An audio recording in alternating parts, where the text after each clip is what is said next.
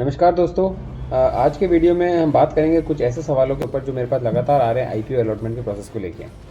तो पहला सवाल जो आ रहा है मेरे पास बार बार, जो रिटेल कैटेगरी है उसमें अगर हम मल्टीपल लॉट से अगर अप्लाई करते हैं तो क्या अलॉटमेंट के चांसेस बढ़ जाते हैं? मेरा आंसर होगा नो, क्योंकि अगर आपका आईपीओ ओवर सब्सक्राइब हो गया है तो अलॉटमेंट का जो प्रोसेस होता है उसमें आपके लॉट्स नहीं, आपका पैन नंबर जाता है लॉटरी के लिए। तो अगर आपका पैन पिक होता है तो उसमें एक लॉट अलॉट हो जाएगी, यानी कि अगर आपने एक लॉट या 10 लॉट या 5 लॉट अप्लाई किया है तो उससे कोई फ़र्क नहीं पड़ता। अगर वो अंडर सब्सक्राइब आईपीओ है तो फिर आपने 5 लॉट अप्लाई किया तो 5 लॉट में पूरा 5 लॉट अलॉटमेंट आ जाता है।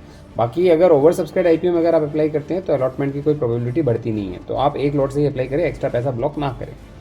जो दूसरा सवाल मेरे पास आ रहा है वो ये कि आईपीओ ओपन होते पहले दिन अप्लाई कर दे तो क्या अलॉटमेंट के चांसेस बढ़ जाते हैं? मेरा आंसर होगा नो, इससे कोई फ़र्क नहीं पड़ता अगर आपने फर्स्ट डे अप्लाई किया है कि last day of the IPO apply किया है। अलॉटमेंट के चांसेस सेम रहते हैं। मैंने कई सारे आईपीओ पहले भी अप्लाई करके देख लिया और लास्ट में भी करके देख लिया, अलॉटमेंट के चांसेस वैसा ही रहा जैसा हमेशा रेगुलर वाला रहता है। ठीक है। जो तीसरा क्वेश्चन आ रहा है, क्या फीमेल को अलॉटमेंट के चांसेस ज़्यादा होते हैं? मेरा आंसर होगा यस। मैंने ऑब्जर्व किया है मेरी फैमिली में फीमेल को काफ़ी ज़्यादा अलॉटमेंट आए हैं कंपेयर टू मैन।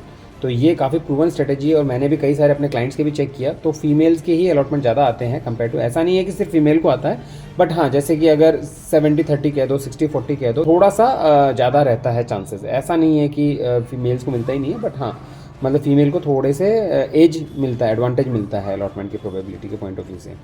और एक और सवाल जो मेरे पास आ रहा है वो ये कि जो बिग एचएनआई कैटेगरी है 10 लाख से ऊपर वाली, क्या उसमें पूरा 10 लाख का अलॉटमेंट आता है? मेरा आंसर होगा नो। अगर आपका आईपीओ 5 गुना से ज़्यादा सब्सक्राइब हो गया बिग एचएनआई कैटेगरी में तो आपको अलॉटमेंट सिर्फ 2 लाख वाला स्मॉल एचएनआई कैटेगरी का ही मिलेगा। तो ऐसा कुछ नहीं है कि अगर आपने 10 लाख का अप्लाई किया है तो 10 लाख में पूरा 10 लाख का अलॉटमेंट आ जाएगा, नहीं।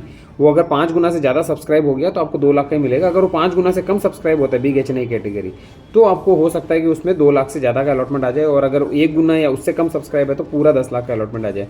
जैसा कि आपका वो फिजिक्स वाला आईपीओ गया था तो उसमें वो 10 लाख की कैटेगरी पूरी सब्सक्राइब ही नहीं हुई थी, तो वहाँ पे पूरा अलॉटमेंट मिला था लोगों को।